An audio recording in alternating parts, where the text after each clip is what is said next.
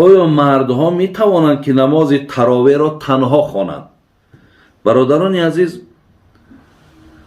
اگر شما امکانیت در مسجد اشتراک داشته باشین، زیرا نماز تراویح در مذهب خودمان سنت مؤکده است، یعنی اگر نخوانیمش گناهگار میشیم،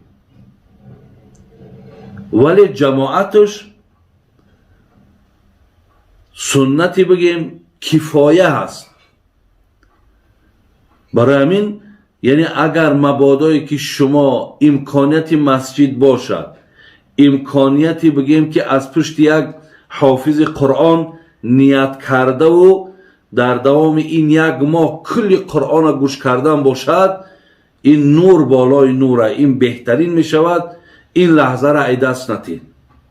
لیکن اگر آدمایی هستند که مثلا کارگرهای حکومتی هستند، یا آدمایی هستند که مثال مشغولیت های دارند که مسجد رفتن نمیتونند، یا در جماعت های علایده اشتراک کردن نمیتونند، و این خاطر شما اگر در خانه تنها هم که خوانین حتما درسته، یعنی بخوانینش.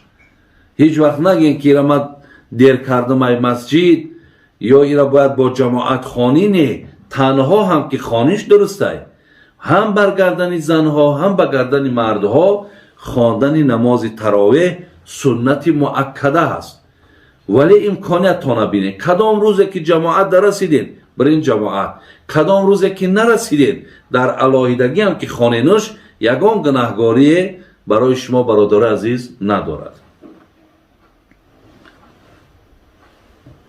استاد، زن می تواند در حق پدر و مادر خیر کند یا تنها باید مردها خیر کنند؟ میگویند که زن خیر کند گناه است. این درست است؟ نه، این گپم گویم که یگان سخنی به اساس است. در مردم ما هست که میگن باید در حق پدر و مادر زن خیر نکنه، یا اگر بیوه باشد باید خیر نکنه. این سخنها یگان اصلی ندارد. هر فرزند در حق پدر و مادر خواه زنده باشن خواه مرده، دستشون بگیرین، یاردمهاشون کنین، دعاهاشون بگیرین، خدا خواهد ثواب میگیرین. یگان مانعی در شریعت نیست که زن به شوهر یا خود زن حق خیر کردن ندارن. نه، چیزی ای دستان می آید، اگر مرده باشن انشاءالله ثوابش میرسد. زنده هم باشن، هر جا باشین برای یک خبرگیریشان، برای یک دستشون سفید کردن مقصد یاردم کنین، انشاءالله ثواب میگیرین. استاد جان، مادر من میگویند در ماه رمضان هر شب بعد ویتر واجب تا آخر ماه 2 رکعت نماز است که سوره های خاص خود را دارد. آیا این درست است؟ این درست نیست. یعنی ما برادرای عزیز و گرامی،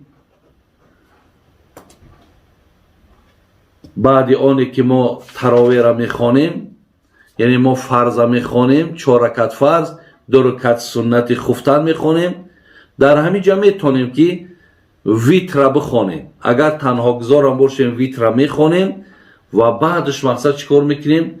بعدش میتونیم که با تراویح ما نخوانیم، یا اینکه میتونیم که بعد سنت خفتن تراویح را خوانیم و از پشتش بعد نماز ویتر را خوانیم. یعنی ویتر پیش تراویح یا بعد تراویح، هر دو صورتش درسته. لیکن بعد ویتر با یگان اگر نماز مخصوص باشد، این خیل نمازها وجود ندارد. اگر مثال شما نماز تهجد گوین هست، بعد مثال تراویح، ما میتونیم که اصلا بیشتری شبهای رمضان دیدین که ما بیداریم، و این خاطر شما میتونین شبهاشا همیشه با بیداری بگذرانین.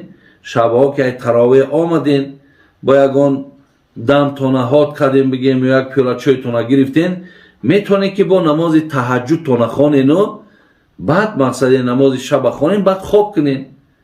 یا میتونین یگان پاره قرآن هم با بعد تهجد خوانین.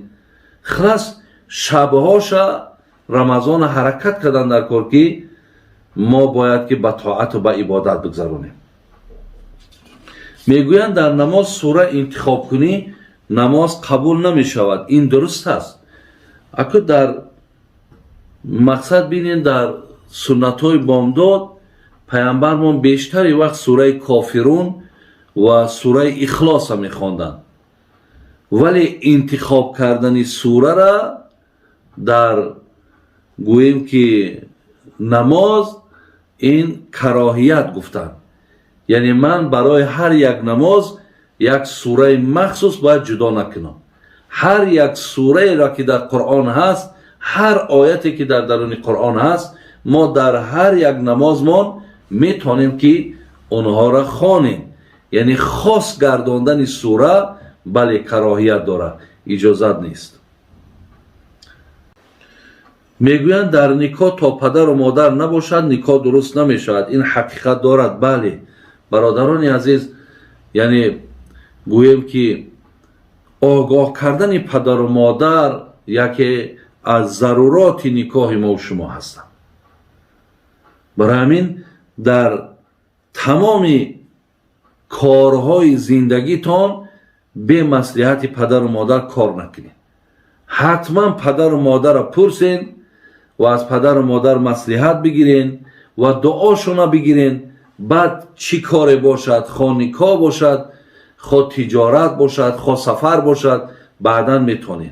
برای همین به اجازت و به آگاه کردن پدر و مادر این کار را نکنیم که در پیشتر برای شما جواب گفتم که خیلی برای شما دعای بد میاره. این بود برادران عزیز چندین سوالی که در پیش من بود.